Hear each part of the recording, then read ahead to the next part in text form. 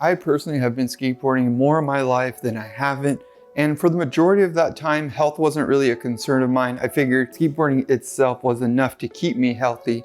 However, now that I am in my mid-30s, I've realized I do have to introduce different healthy routines in my day-to-day so that I can skateboard for as long as possible. So in this video, we're going to be talking about some of those things that I've adapted and talk about some of the different things that I've been doing so that I can skateboard as long as possible. So with all that said, I think the most important thing is that you actually want to take care of your body and you actually want to be a healthy skateboarder. Unless you're interested in actually putting the foot forward to becoming a better skateboarder or a healthier skateboarder, you're not going to. So I think right away, you need to have the motivation to do so. In this video, I'm gonna keep things pretty high level, not too detailed. And if you do wanna see something more in detail in the future, maybe that is a video I will work on. Let me know down below if there's any specific health skateboarding related topics that you'd like for me to dive into. I typically wake up around 6:15 a.m.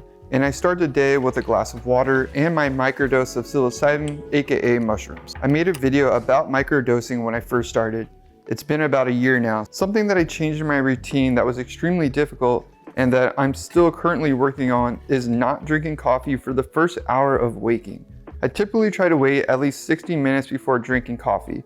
The reasoning for this is so I don't get the afternoon crash and I allow my body to actually awake versus throwing caffeine down my throat. I also recently started making a daily smoothie. Mine is specifically for gut performance. Before diving into the details of how and what I put into my daily smoothie, I did have some guidance on this. A few months ago, I went to a natural medicine doctor for the first time in my life.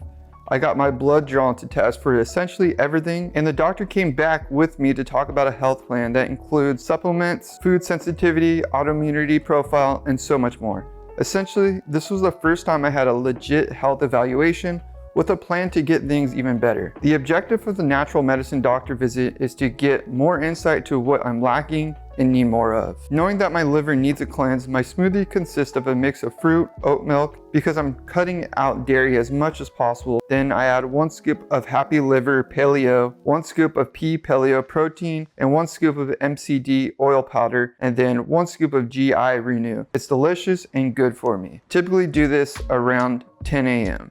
after coffee. As skateboarders, it can be tough to regiment your diet, but that's really where it changes the game for me. I do not eat fast food, and if anything, I just do a quick grocery stop. I fast every day until about 11 or 12 before I eat anything. The obvious exception for this is the smoothie. Now this has worked against me at times, especially when caught on a session early and I don't end up eating until 2 or 3 p.m., which for me is totally fine. I personally found I have more energy when I eat less and eat more of what I need versus eating for pleasure. I'm a big fan of fish and salads or gluten-free sandwiches, so with my first meal of the day, I take a few vitamins as well. This goes back to the natural medicine doctor's recommendations. I personally take fish oil, K-Force, Ortho Omega, Reacted Selenium, Men's Essential Plus, Shammune, Omega-3, and Flourishine caps. I bought this pill container from CVS and I refill it once a week so I don't have to figure out what pills to take at each meal. Essentially once a week, I divvy everything up by AM and PM pills. Since I'm typically working inside on a computer, during the work week, I make sure to eat my lunch outside to get more sun. A couple of you have mentioned that it'd be pretty cool to go to the grocery store and kind of show you sort of efficient food or grocery lists or things that you can take out on the session that don't get spoiled and don't go bad. Maybe that is a video I'll make in the future, but one thing that I do a lot of times is I actually get like cooked chicken already because I realize that during the day it's hard for me to just stop and cook a chicken so that I could put it in a wrap. So I think there's different things that you can grab from the grocery store depending on your diet, your different restrictions and things of that nature. And the point being, it's all about like bandwidth, right? If you don't have all the time or you're not a big cook, you can get things that help you so that you don't have to cook everything but you can still eat healthy. I think that is the big tip. So it really is about where you go to grocery shop. I like going to Sprouts, Trader Joe's, these kind of places because a lot of times they actually prep meals that are healthy options if you're too busy to cook yourself. Then after eating, I'll take at least a 15-minute walk before heading back into the work grind. I should have also mentioned I typically do walk in the morning after my first glass of water and before my first cup of coffee. I always tried to walk after lunch before just going right back to work and sitting down. It's good to walk and just let that food digest. And again, it goes back to the point of food being more for power versus just for pleasure. So After I eat, I always try to take a little bit of a walk before doing whatever it is that I'm about to go do. Right now, back to work. Typically, I try to skate at least 2 times throughout the week. I'm not a gym rat by any means. That might change in the future, but for now, I try to walk and do some simple dynamic stretches every day.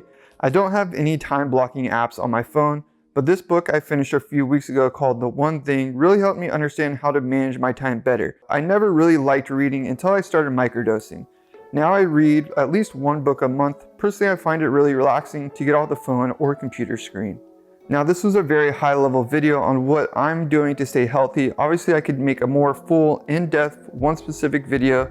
Let me know if that is something that you're interested into doing, or even if going into other skaters' routines and having them and sort of interviewing them about what they do to stay healthy, because as you get older, it is a concern. If you want to skate as long as possible, you do have to take care of yourself outside of the act of skateboarding. So I hope you guys enjoy this video. Subscribe if you're not already, and we'll see you in the next one. MASH.